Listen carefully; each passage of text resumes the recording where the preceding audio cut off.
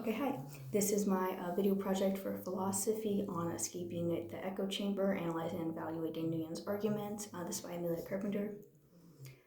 For our table of contents, we're going to discuss what an echo chamber is, what an epistemic bubble is, rationality in echo chambers, like why they're so hard to break, Nguyen's strategy for breaking out of an echo chamber, and then my argument in standard form, and then my response to naysayer. What are echo chambers and epistemic bubbles?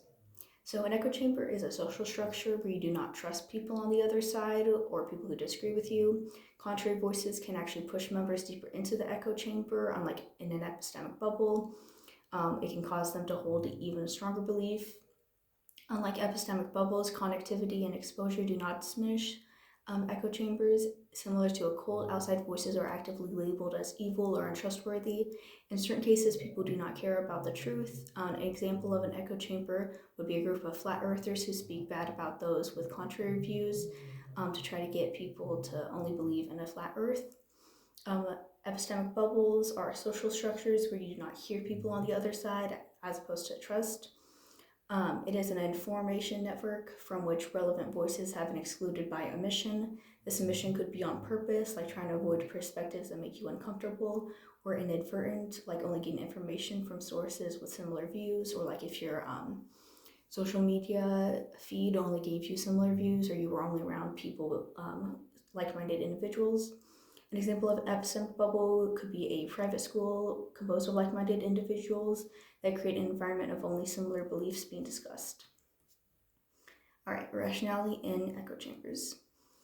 An echo chamber is a social construct where you don't trust people on the other side because it creates distrust of people on the outside instead of omitting people from the outside. Simply trying to show contrary perspectives won't work to break it. Because echo chambers are created from alienating members of the chamber from outside sources and then consistently attacking those outside sources, its members are prone to believe that they have the only actual source of truth when that is not necessarily the case. It does not destroy the members' want for the truth, but creates this deep sense of mistrust with all outside or opposing views. Nguyen's strategy for breaking out of echo chambers. Nguyen believes that the solution is not for someone to evaluate their beliefs one by one, but to temporarily suspend all their beliefs and start from essentially nothing when building their beliefs back up. In my opinion, this is an unrealistic and potentially very dangerous route of escape, depending on the span of the echo chamber's control over a person's life.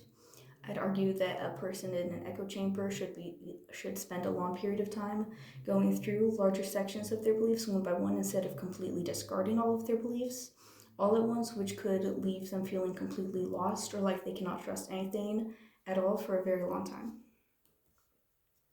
This is my argument in standard form. Premise 1 is if someone is trying to break out of an echo chamber according to Nguyen, then they should suspend all their beliefs. Premise 2 is if someone suspends all their beliefs, then they have no beliefs to rely on.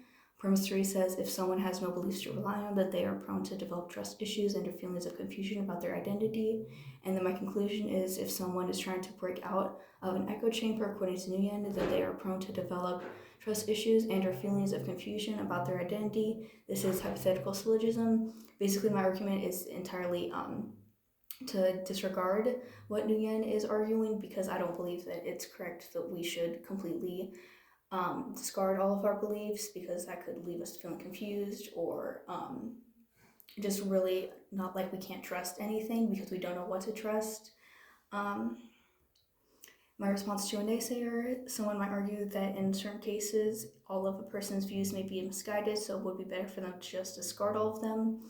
I would argue that this could take a really large psychological toll on a person. I'm not saying that they should continue to listen to or endorse certain sources contributing to their beliefs in areas that they are not currently addressing, but that they do not need to completely dismiss every belief they hold all at once.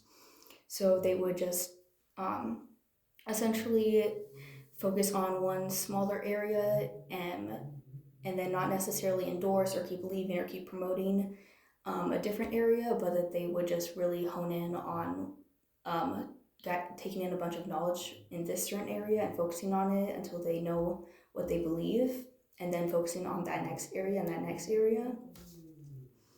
And that is it. Thank you so much.